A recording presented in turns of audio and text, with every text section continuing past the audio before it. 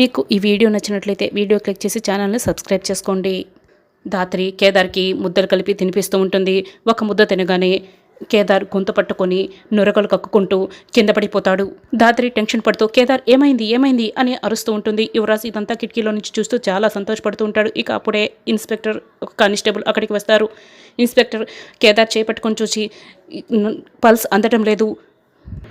కేదార్ అనే వ్యక్తికి స్టేషన్లో విషమిచ్చి చంపినందుకు నిన్ను అరెస్ట్ చేస్తున్నాను జగదాత్రి అని చెప్తూ ఉంటే ఇదంతా ఊహించుకుంటూ యువరాజ్ ఎస్ ఎస్ అనుకుంటూ ఉంటాడు. తిను కేదార్ అని ప్రేమగా ధాత్రి ఇక ముద్దలు కలిపి కేదార్కి తినిపిస్తూ ఉంటుంది. అదేంటి నేను విషయం కలిపాను కదా ఇదంతా అనుకుంటూ ఇదంతా కలని అనుకుని ఇక బాధపడుతూ ఉంటాడు. సర్లే కళ్ళ ముందు జరగపోయేది కూడా ఇదే కదా అనుకుంటూ ఉంటాడు. ధాత్రి కేదార్లు సంతోషంగా ఇక ధాత్రి అన్నం తినిపిస్తూ ఉంటే కేదార్ తింటూ నవ్వుకుంటూ ఉంటాడు. నవ్వండి, ఇది మీ జీవితంలో ఆఖరి సంతోషాలు కదా అని యువరాజ్ అనుకుంటాడు. ఇంత తిన్న యువరాజ్కి కేదార్కి ఏమీ అవటం లేదేంటి, నేను విషయాన్ని కూరలోనే కలిపాను కదా అని యువరాజ్ అనుకుంటాడు. ఇంకా చాలు ధాత్రి అని కేదార్ అంటా ఉన్నా కూడా ధాత్రి వినిపించుకోకుండా మొత్తం తినిపించేస్తుంది.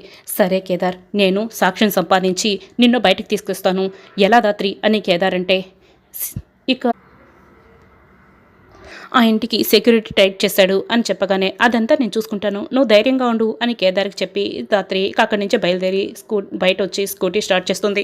ధాత్రి బయటకు వస్తూ ఇన్స్పెక్టర్తో సరే సార్, కేదార్ని జాగ్రత్తగా చూసుకోండి, త్వరగా వచ్చి సాక్ష్యాలతో నిరూపించి కేదార్ని బయటకు తీసుకొస్తాను అని చెప్పి వెళ్ళిపోతుంది. ఇక అప్పుడే ఇన్స్పెక్టర్ కేదార్ మాట్లాడిన మాటలన్నీ తలుచుకుంటూ ఉంటాడు. యువరాజ్ వాడికి ఏం కాలేదేంటి, ఏం జరిగింది అని కంగారు పడుతూ ఉంటే అప్పుడే ధాత్రి ఏంటి యువరాజ్, నువ్వు కలిపిన విషం తిన్నా కూడా కేదార్కి ఏం కాలేదని ఆలోచిస్తున్నావా అని అడుగుతుంది. ఆ మాటలు విన్న యువరాజ్ అయితే షాక్ అవుతాడు. ఆ కారు వెనుక ఎంతసేపు ఉంటావు కానీ బయటికి రా అని ధాత్రి అంటుంది. మా ఆడవాళ్ళ రాజ్యం వంటిల్లు, ఆ రాజ్యానికి వచ్చి మమ్మల్ని మోసం చేయాలనుకుంటే ఎలా యువరాజ్ అని ధాత్రి అడుగుతూ ఉంటే అప్పుడే మనకి ఇంతకు ముందు జరిగిందంతా చూపిస్తూ ఉంటారు. ఇదేంటి ఈ బాక్సులు నేను కింద పెట్టాను కదా, పైన ఎవరు పెట్టారు అని ధాత్రి అనుమానంగా చూస్తూ ఉంటుంది. అప్పుడే ఇక కూర వాసన చూస్తుంది. అప్పుడే ధాత్రి యువరాజ్ అంతకుముందు మాట్లాడిన మాటలన్నీ కూడా గుర్తు చేసుకుంటూ ఉంటుంది. ఆ కూరంతా ఇక పారేసి మళ్ళీ వేరే కూర సర్దుకొని కేదార్ దగ్గరికి వచ్చి కేదార్కి తినిపిస్తుంటుంది. అదంతా యువరాజ్కి చెప్తూ ఉంటుంది. అతను మీ అన్నయ్య, మరి ఇంత క్రూరంగా ఎలా ఆలోచించావు యువరాజ్, వాడు నా అన్న కాడు, ఎప్పటికీ కాలేడు కూడా.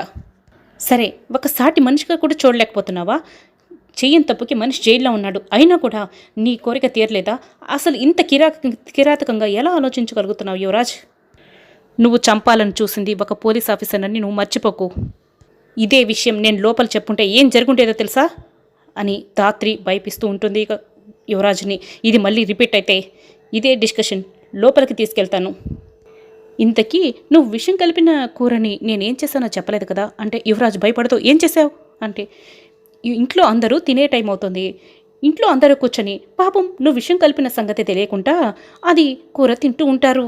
అప్పుడే నిషి కాచి అత్తయ్య గారిని తినడానికి తీసుకురా అని చెప్తూ మామయ్య గారు వదిన అందరూ రండి అని చెప్తూ ఉంటుంది.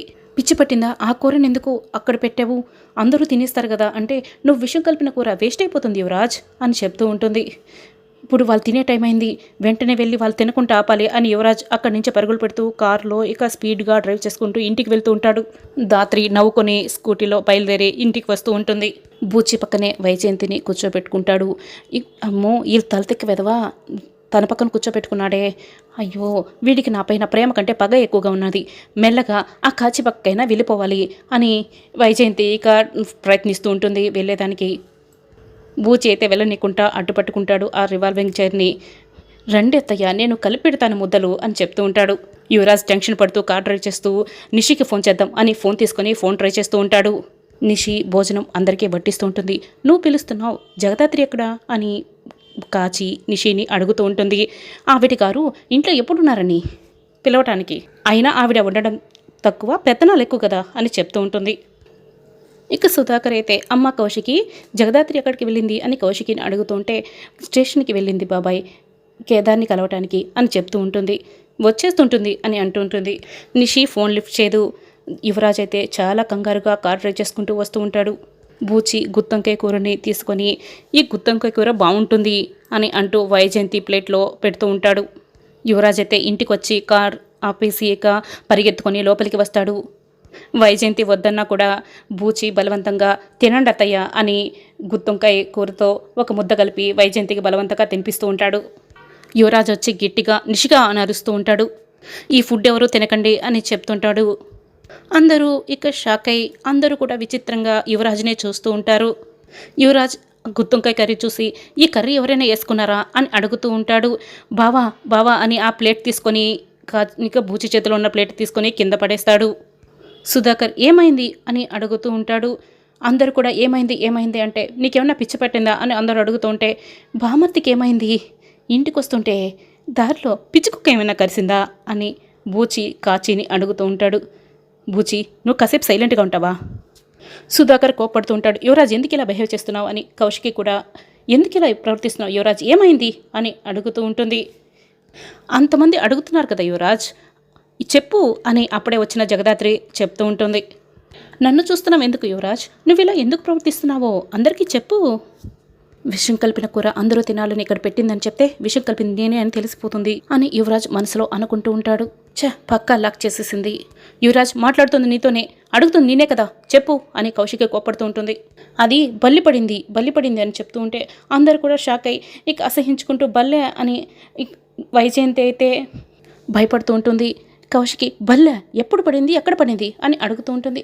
ఇందాక మీరు తింటున్న కూరలో పడిందక్క అని కౌశికి చెప్తూ ఉంటారు. అని ఎవరు చెప్పారు యువరాజ్ అని ధాత్రి అంటుంది. పడిన బల్లి చెప్పిందా లేదా పడిన కూర చెప్పిందా అని ధాత్రి అడుగుతుంది. ఏయ్ అంత వెటకారం అవసరం లేదు అని నిషిక అంటుంది. యువరాజ్ కూరలో బల్లి పడ్డం ఏంటి? నేను డోర్ దగ్గరకు రాగానే మీరంతా తింటూ ఉన్నారు, ఆ వంకాయ కూరలో బల్లి పడ్డం నేను చూశాను, అందుకే బయట పడేశాను అని చెప్తూ ఉంటే వైజయంతి అయితే అసహించుకుంటూ వాంతి వచ్చేలా ప్రవర్తిస్తూ ఉంటుంది.